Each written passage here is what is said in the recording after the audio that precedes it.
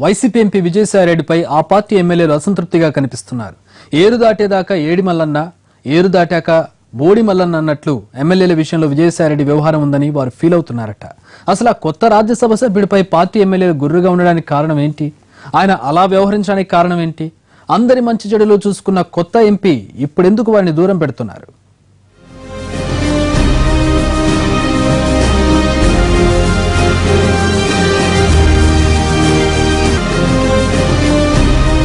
వైసీపీలో నెంబర్ 2గా ఉన్న విజయసాయిరెడ్డిపై ఆ పార్టీ ఎమ్మెల్యేలు గుర్రుగా ఉన్నట్లు కనిపిస్తున్నారు. ఇప్పుడు నిన్న మొన్నటి వరకు పార్టీ ప్రధాన కార్యదర్శిగా అందరినీ కలుపుకుపోయిన విజయసాయిరెడ్డి ఎంపీ అయిన తర్వాత వ్యవహరిస్తున్న తీరు ఎమ్మెల్యేలకు మింగుడు పట్టలేదంట.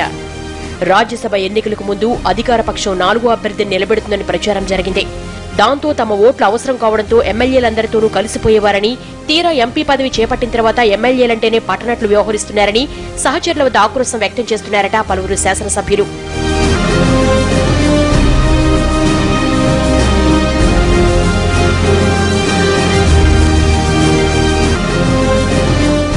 రాజ్యసభ ఎన్నికలకు ముందు ఎమ్మెల్యేలు పార్టీ మారుతున్నారని ప్రచారం జరిగితే వారందరినీ బుజ్జగించడానికి ప్రతి నియోజకవర్గానికి తిరిగిన సాయిరెడ్డి ఇప్పుడు ఎమ్మెల్యేలు ఉన్నా పోయినా నష్టం ఏమీ లేదన్నట్లు వ్యవహరిస్తున్నారని కొందరు ఎమ్మెల్యేలు ఆఫ్ ద రికార్డుగా అంటున్నారు.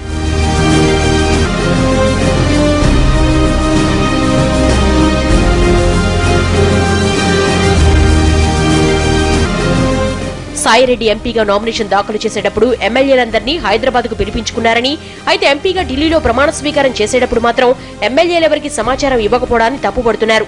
ఆయన ప్రమాణ స్వీకారానికి సంబంధించిన సమాచారం అటు పార్టీ నేతలకు గాని ఇటు ఎమ్మెల్యేలకు గాని తెలియదంట. గతంలో పార్టీ యాక్టివిటీస్ తో పాటు ఇతర అంశాల్లోనూ ఎమ్మెల్యేలతో సంప్రదింపులు జరిపిన ఆయన ఎంపీ పదవి వచ్చిన తర్వాత తమతో అవసరం లేదన్నట్లు నడుచుకోవడం సరికాదని అభిప్రాయపడుతున్నారు కొందరు ఎమ్మెల్యేలు.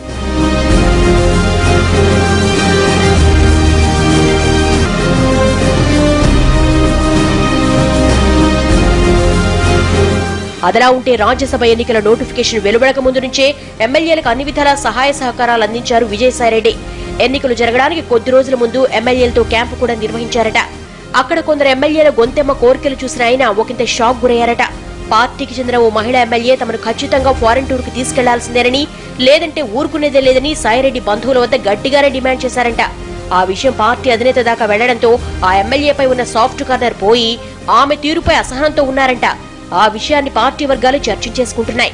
ఆ క్రమంలో ఎన్నికలకు ముందు ఎమ్మెల్యేలు వ్యవహరించిన తీరు చూసి వారిని దూరంగా ఉంచాలని సాయిరెడ్డి నిర్ణయించుకున్నట్లుగా ఆయన సన్నిహితులు చెప్పుకొస్తున్నారు.